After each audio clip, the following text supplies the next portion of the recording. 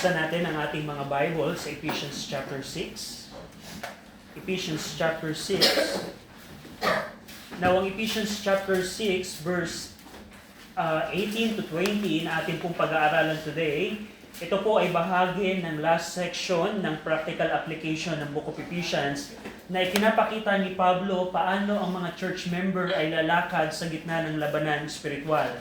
At nakita natin in verse 10, inutusan ni Paul na maging malakas ang mga church members sa Panginoon. Inutusan ni Paul twice ang church members sa Ephesus na suotin nila or to put on the whole armor of God. And in verse number 12, makita natin dito, Paul identifies or reveals the identity of their enemies. Tandaan natin, ang kaaway po natin si Satanas at ang kanyang mga diablo, sila po ay talunang kaaway. According sa Hebrews chapter 2 verse 14, nung ang Panginoong Kristo ay namatay sa krus ng Kalbaryo, winasak ng Panginoon ang kapangyarihan ng diablo. So they are defeated enemies. At in verse 13 to 17, which we saw last week, that Paul gave the details of the various pieces of the whole armor of God. Ang baluti po na ibinigay ni Pablo na sandata or baluti ng Kristiyano sa spiritual na labanan, ito po ang nagbibigay sa atin ng protection against the deceit and scheme of the devil. At kung mapapansin po ninyo, dun po sa mga weapons or mga various pieces of the armor of God, the Word of God is crucial weapon in our spiritual warfare. Saan tayo makakakuha ng katotohanan? Paano tayo makakapamuhay ng matuwid? Paano tayo may poproklama natin ang gospel of peace? Paano natin makikita ang helmet of salvation? Lahat po ng yun ay nakaugat sa salita ng Panginoon. And we can follow the pattern of the power of the Messiah. When the Messiah was tempted, he used the book of Deuteronomy, and the devil flee from the Messiah.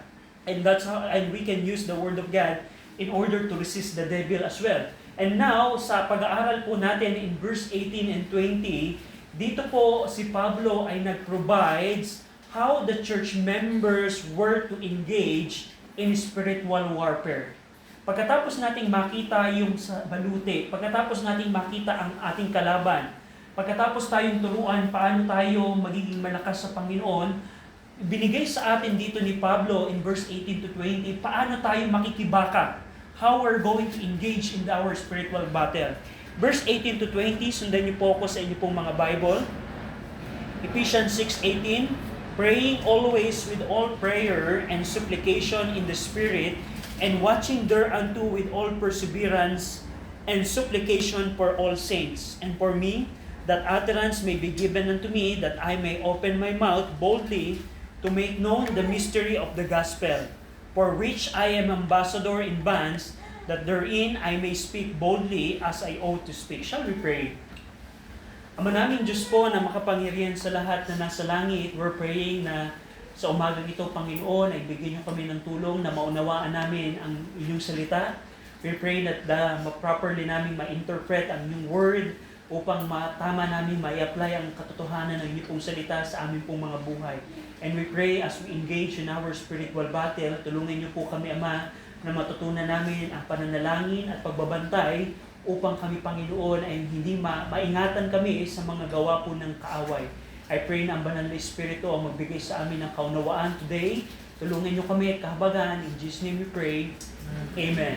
So today, titingnan po natin paano ang Kristiyano ay makikibaka sa spiritual na labanan. How are we going to engage in our spiritual battle? And in verse 18, we see here that Paul provides the means by which the church member of Ephesus Baptist Church were to engage in spiritual warfare. Meron pong dalawang pamamaraan, praying and watching. Ito pong dalawang terms na ito, praying and watching, they are present participle. They serve as the actions that enable the church member to follow the preceding commands. So ito pong dalawang words na ito, praying and watching, hindi sila sa grammar, hindi sila utos, pero sila ang mga salita na magbibigay sa atin ng kakayanan na sundin yung mga prior commands like be strong, to put on, to take up, to stand and take. So ibig sabihin, kahit hindi sila utos, Sila ay nagiging utos kasi kung hindi natin tayo mananalangin at kung hindi tayo magbabantay, hindi natin masusunod ang mga prior commands sa context na ito. At ito pong dalawang words na ito, they are in present tense. Ibig sabihin, it emphasize the ongoing nature of this action. Ibig sabihin lang dito, continue praying and continue watching.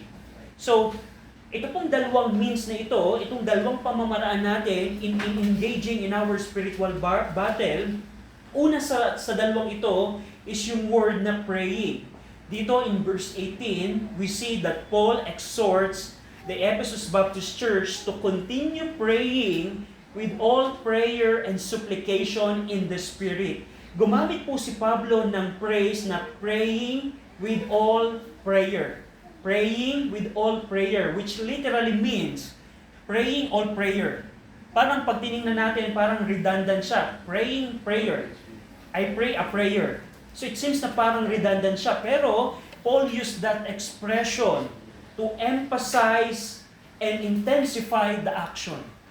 Na ginamit ni Paul na praying with all prayer, it seems redundant siya, pero dito natin makikita yung emphasis and intensity ng kanyang utos na hindi na sa pananalangin ninyo kailangang maging malakas at maging intense yung inyong pananalangin.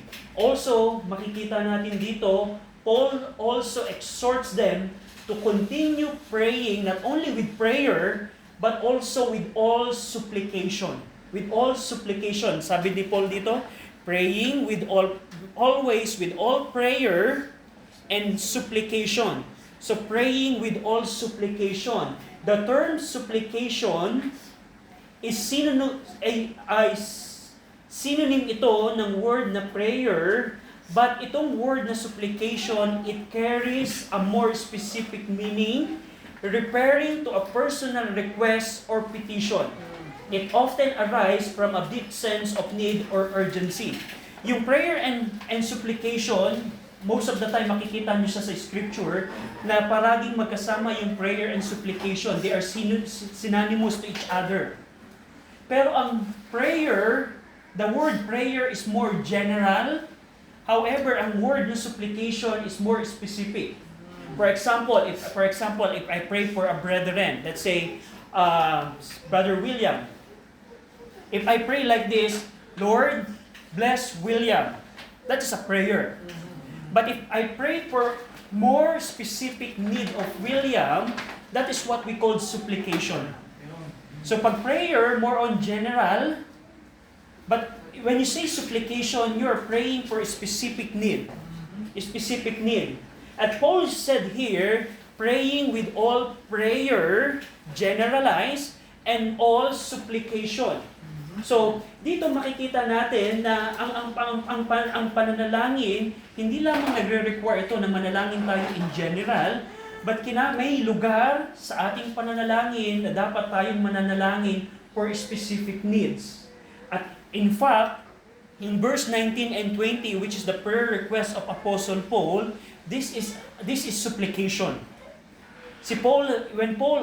When you observe Paul sa kanyang mga sulat, when Paul asks a prayer from Colossae Baptist Church, when Paul asks a prayer from Thessalonica Baptist Church, one thing you can see, Paul was asking specific things sa kanilang panalangin. Hindi sinabi ni Paul na, Church, pwede bang ipanalangin niyo ako? But makikita ninyo sa mga request ni Paul, he mentioned specific things. Like in verse 19 and 20, which we're going to see later on. And that is a supplication. That is supplication. And dito, not only that Paul exhorts them to pray with all prayer and supplication, Paul requires that the duration of praying is always. Ano ang duration ng ating pananalangin? Ito ba ay umaga, tanghali, hapon? Ito ba ay umaga't gabi lamang? No. Paul mentioned the duration. Praying always. At of course, Jesus Christ Himself taught the truth of constant praying in Luke 18:1 when He said to His disciple, men ought always to pray and not to faint. And even Apostle mentioned to the Thessalonica Baptist Church, pray without ceasing. So yung ating pananalangin, hindi lamang may panalangin tayo ng lahat ng prayer, general prayer, but also specific prayer. At ano yung duration ng ating pananalangin? It should be constant. It should be always. It should be all the time. Yes, pwede tayong manalangin kahit right now, nakaupo ka right now, na yung isip mo ay nakikipag-communicate sa Panginoon and you're praying in that instant. For example, pag ikaw ay nagdadrive, pag ikaw ay naglalaba, pag ikaw ay nagluluto, if your mind is with God, asking things to God, that is praying always. That is praying without ceasing. And we can do that sa ating spiritual battle. And also, Paul mentioned here in verse 18 that prayer requires divine empowerment. Praying in the Spirit. Praying in the Spirit. Praying in the Spirit. Now, tandaan po natin, ang panalangin po, ito po ay supernatural act ng Panginoon sa isang mananampalataya. Ang isang hindi ligtas, yes, you can utter words, but in reality, hindi niya kayang makapanalangin sa Panginoon. Because according sa Romans 8:26 to 27, tingnan niyo po, in Romans chapter 8, verse 26 to 27, we need a divine empowerment in our prayer.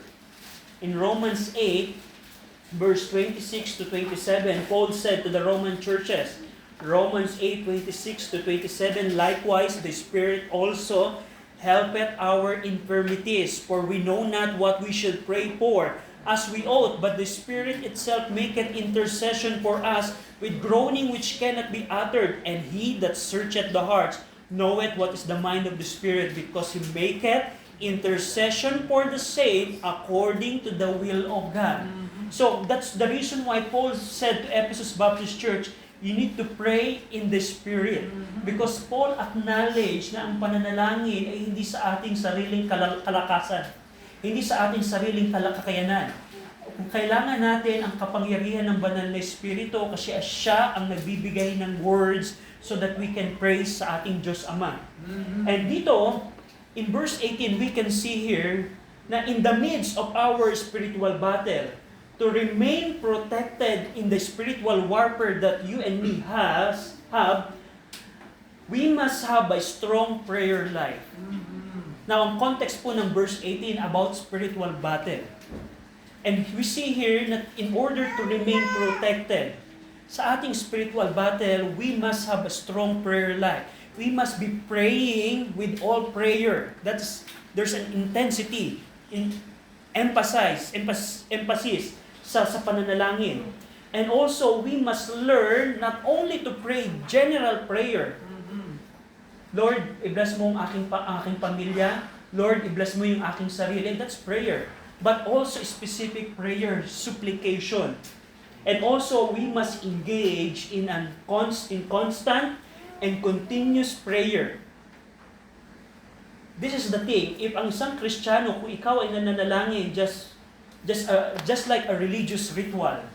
Sa church, sinabi na kailangan namin mag-pray.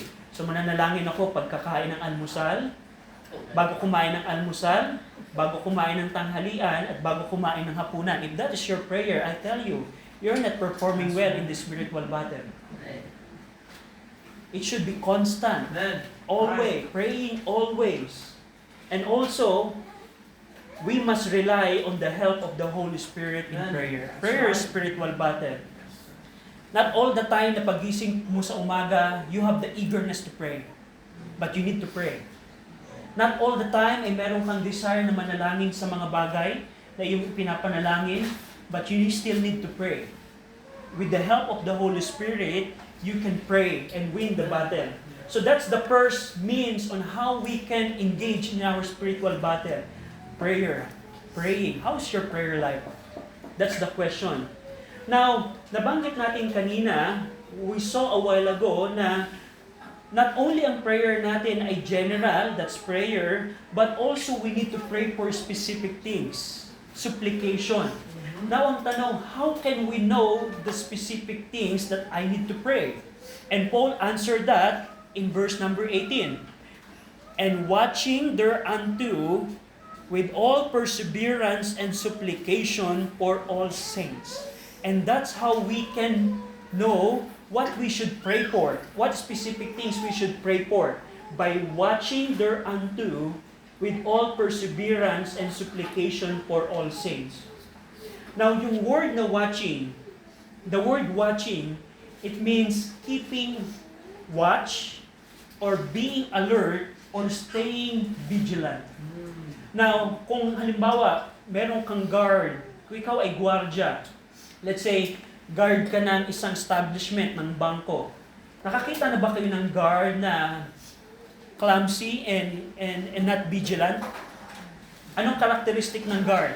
He's observing everything. If everything is okay. And that's the same attitude na kailangan natin. In our spiritual warfare, not only we should have a strong prayer life, but we must have an attitude of watching. Watching, stay vigilant, stay alert. Now, dito po, Paul emphasized the need to stay alert in prayer. Meron po itong idea, it carries the word watching, it carries the idea of being alert to the specific needs of other believers. Contextually po, mapapansin ninyo, Paul said here, watching thereunto with all perseverance and supplication for all saints. That's right. So yung pagiging alert na tinutukoy dito ni Paul, contextually, it refers on how I can pray for other believers. Now, if I ask you right now, do you know the specific things that you need to pray for other believers in this room? Or maybe ang prayer mo, Lord, i-bless mo si sister ganto. Lord, i-bless mo si brother ganto. Lord, i-bless mo si kapatid na ganto. But no, the word watching is you need to be vigilant and alert so that we can know what I need to pray for this brethren. What I need to pray for this sister.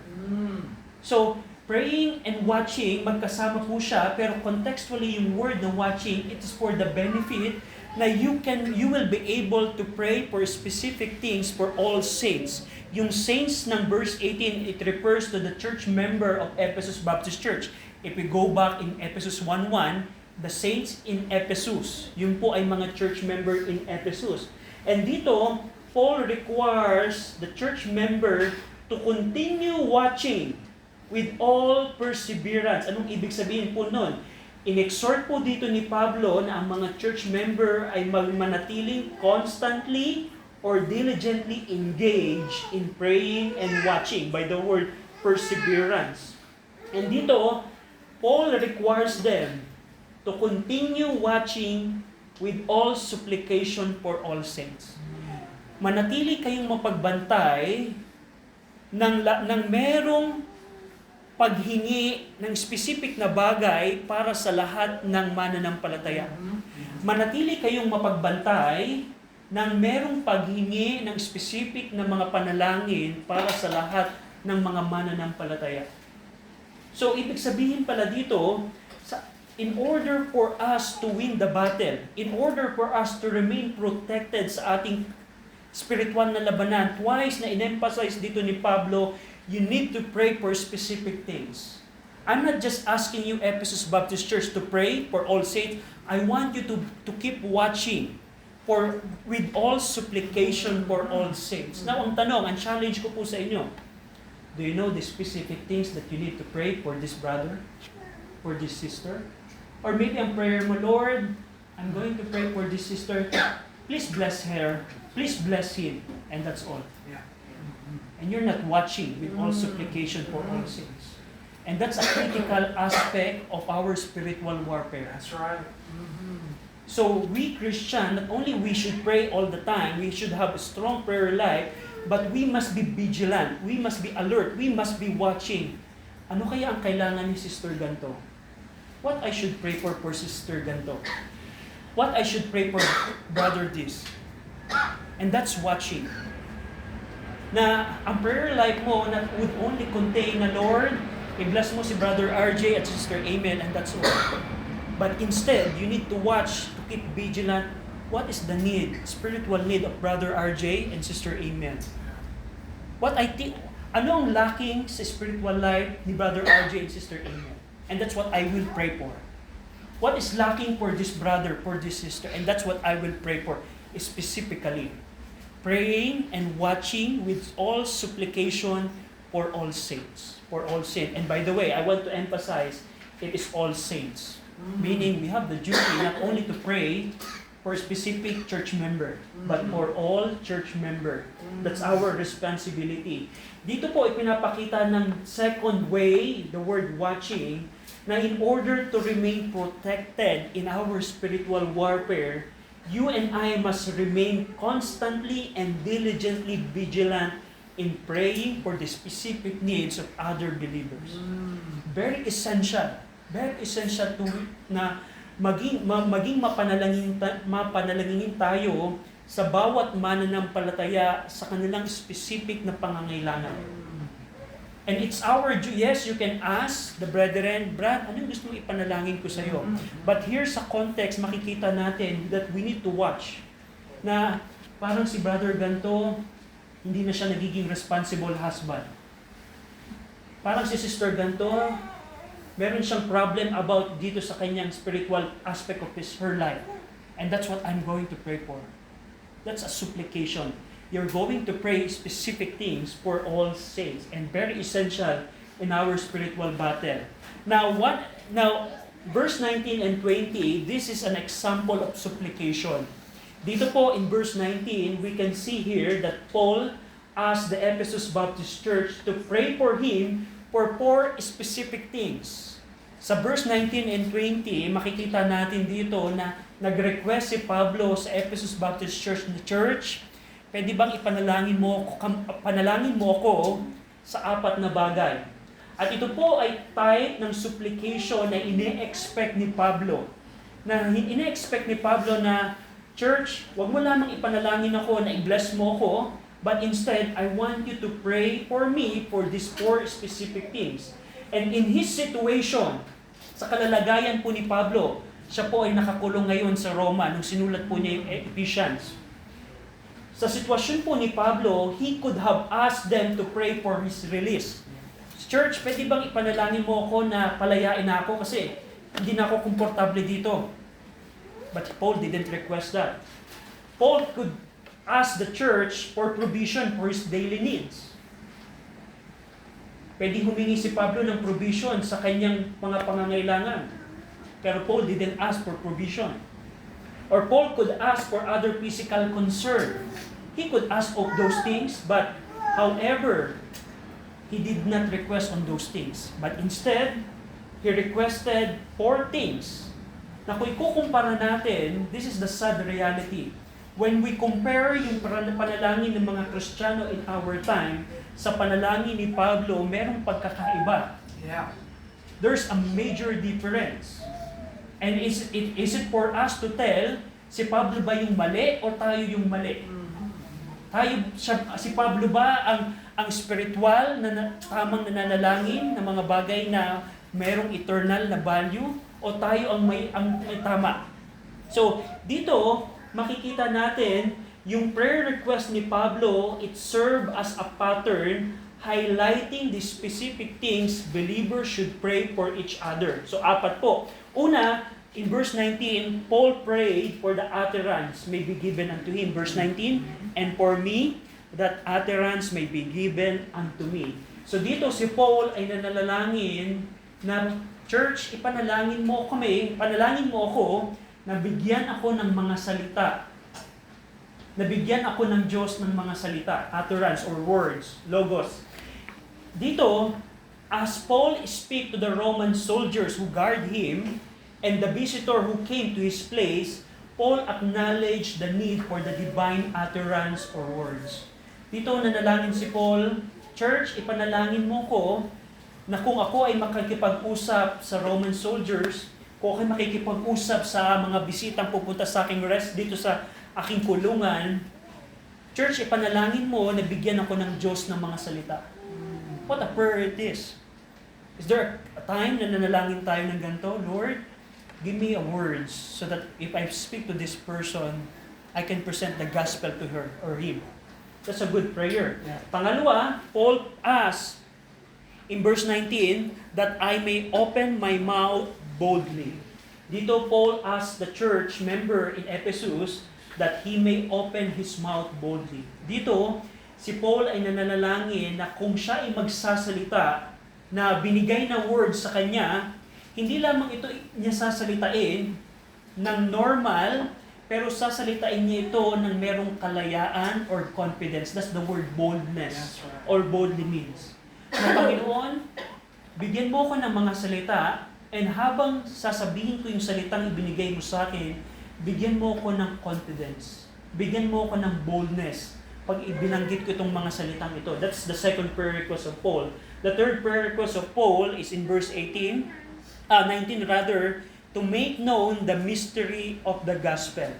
Paul asked the church to pray for him to make known the mystery of the gospel. Yung pong mystery of the gospel dito, it refers to the promise in Christ by the gospel. Contextually, if we go back in Ephesians 3:6, basahin po natin to ng sabay-sabay, yung mystery of the gospel ng chapter 6, previously na po niya itong nabanggit in Ephesians 3:6. Basahin natin ng sabay-sabay, Ephesians 3:6, ready?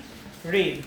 That the Gentiles should be fellow heirs of the same body, and partakers of His promise in Christ by the gospel. So, partakers of His promise in Christ by the gospel. So dito, ang tinutukoy po ni Paul ditong mystery of the gospel, refers po ito sa mga pangako kay Kristo na pwedeng makuha ng hindi lamang Hudyo, kundi ng mga Gentiles. So dito, pinapanalangin dito ni Pablo na yung mga Roman soldiers at yung mga bisitang bibisita sa kanya ay malaman nila at maging bahagi sila ng mga pangako kay Jesus Christ by believing the gospel. So what a prayer it is. Ephesus Baptist Church, pray for me so that the people around me would know the mystery of the gospel. That they can have promises in Christ by believing the gospel. That's the prayer request. And if we check the twin epistle, which is Colossians, go over in Colossians 4:3. By the way, yung Ephesians po at Colossians, sabay po itong sinulat ni Pablo. So most of the content of this book are similar. And in Colossians 4:3, Paul requests the Colossae Baptist Church the same thing. Colossians 4:3, basahin po natin ng sabay-sabay. Ready? Read. Without praying also for us, that God will open unto us a door of utterance to speak the mystery of Christ, for which I am also. So the same prayer request. Church, Colossians Baptist Church, pray for us so that we speak the mystery of Christ. Sa Ephesus naman, pinanalangin ni Paul na that they may know the mystery of Christ. So dito, that's the third prayer request. And last prayer request ni Paul, going back in Ephesians 6:20, for which I am ambassador in bonds, that therein I may speak boldly as I ought to speak. So last prayer request ni Paul, he prayed that he may speak boldly as he ought to speak. Dito po, Paul adds that he ought to speak with boldness as the occasion arose. So dito sa fourth prayer request ni Paul, na church, panalangin mo ko na kung dumating yung opportunity na meron akong pwedeng share ng gospel, ay may bahagi ko to ng merong boldness, ng merong confidence, na malaman nila ang ebanghelyo ng Panginoong Kristo. So dito po sa apat na prayer request na ito, as an application, we can compare our prayers, our daily prayers with this kind of prayers. Meron ba tayong panalangin na katulad ng ganito? And that's the question that we need to answer for ourselves. Now, the good thing is, in Acts 28, ang tanong, sinagot kaya ng Panginoon yung prayer ng Ephesus Baptist Church? Kung babalikan niyo po ang account ni Luke in Acts 28, very interestingly, nakita natin that Paul asked Ephesus Baptist Church to pray for him. And in fact, God answered that prayer. So, we see here that if you're praying for something, and you ask someone to pray for the same thing, most probable, malaki ang probability na sasagot ang Panginoon. And in fact, ang Panginoon, according sa account ni Luke, in Acts 28 rather, God answered that kind of prayer. Basta tingnan niyo po ang Acts 28 verse 30 to 31. And Paul dwelt 2 whole years in his own hard house and received all that came unto him. Tingnan niyo po ang verse 31. Preaching the kingdom of God and teaching those things which concern the Lord Jesus Christ with all confidence. That's what Paul was asking to Ephesus Baptist Church. Church, could you pray for me so that I can speak boldly? And we see sa account ni Luke, nung inobserbahan ni Luke, si Paul, habang siya ay nasa kulungan sa kanyang hard house, Paul preached with all confidence and no man forbidding him. That's an answered prayer ng Ephesus Baptist Church. That's an answered prayer for specific things that the church at Ephesus prayed for Apostle Paul. And we see here the answered prayer in Acts 28. So dito, and dito makikita natin ang panalangin ni Pablo ay challenge para sa atin. And lastly, that I want you to see, in verse 28a, we see here that Paul said, for the mystery of the gospel, I am an ambassador in bonds. Now dito, kinelaim ni Pablo that he is an ambassador in bonds for the mystery of the gospel. Pag ang word na ambassador po, the word ambassador, it means representative. Of course, kung kayo aware sa mga bansa, halimbawa, merong US Embassy dito, meron tayong US Ambassador, meaning yung US, government ng US, siya yung nagre-representa dito sa Pilipinas, and we call him ang ambassador. At dito, Paul claims, as he asks prayers to Ephesus Baptist Church, he claims that he is ambassador in bonds. Katulad natin in 2 Corinthians 5:20, we are ambassador. We are called ambassador. Pero dito, kinelaim ni Pablo that he is an ambassador in bonds for the mystery of the gospel. Now, ito pong claim ni Paul, it goes back to the commission of the Lord to him in Acts 9:15. Dito claim ni Pablo, Church, I am a representative sa pagkakakulong, or ambassador of Christ in bonds. The reason na ako'y nakakulong ngayon dahil nire-represent ako si Jesus Christ. At yung claim na yan, yung testimony na yan, it goes back in Acts 9. Tingnan niyo po. In Acts 9. In Acts 9:15, so, habang sinabi ni Paul sa church, sa Ephesus, I am an ambassador in bonds, meron po itong background sa kanyang commission na ibinigay ni Jesus Christ kay Paul in Acts 9, right after siyang masave. In Acts 9:15, but the Lord said unto Ananias, Go thy way, for he is a chosen vessel, referring to Paul. Sabi ni Jesus Christ kay Ananias, Ananias, go thy way, because Paul is a chosen vessel unto me to bear my name before the Gentiles and kings and the children of Israel. So dito po, meron pong 3 group of audience na kailangang irepresenta ni Pablo ang Panginoong Kristo sa mga Gentiles, sa mga Israelites, at sa mga kings. So 3 groups. At that point ng Ephesians chapter 6, yung point na sinulat po ni Paul in Ephesians chapter 6, when he said, I am ambassador in bonds, he already represented the Lord before the Gentiles. Dahil nung panahon po na yun, tapos na yung first, second, and third missionary journey. Tapos na din yung 14 silent years ng ministry ni Paul. At tapos na din yung kanyang pagiging ambassador sa mga Israelites. At this point, ang point ko po dito, when Paul claimed that he was an ambassador in bonds, he already represented the Lord Jesus Christ before the Gentiles and the Israelites. Pero meron pong third group of people na binanggit in Acts 9. Ano po yun? And kings, the rulers. Now, nung binanggit po ni Paul yung Ephesians 6, Paul already appeared before the Sanhedrin, before Governor Felix, before Governor Festus, and before King Agrippa. Kung babalikan niyo po yung life ni Paul sa Book of Acts, makikita ninyo na he was able to represent Christ sa mga Sanhedrin, sa religious and political group ng Israel, sa governor na inappoint ng emperor na si Felix at si Festus, at kay King Agrippa. So, partially, Paul was able to become ambassador to those kings or to those rulers.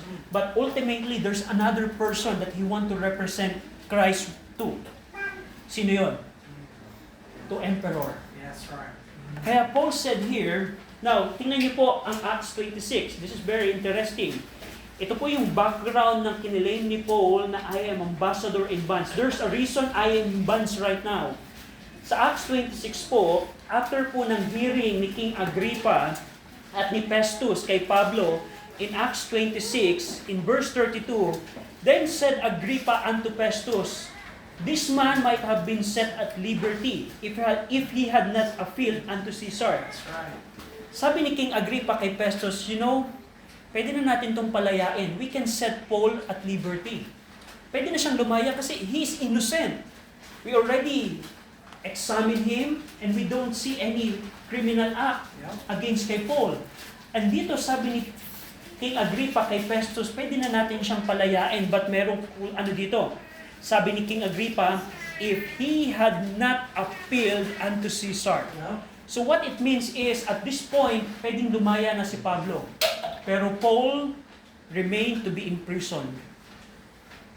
Dito at this point, ng Acts 26, pwede na pong makalaya si Pablo.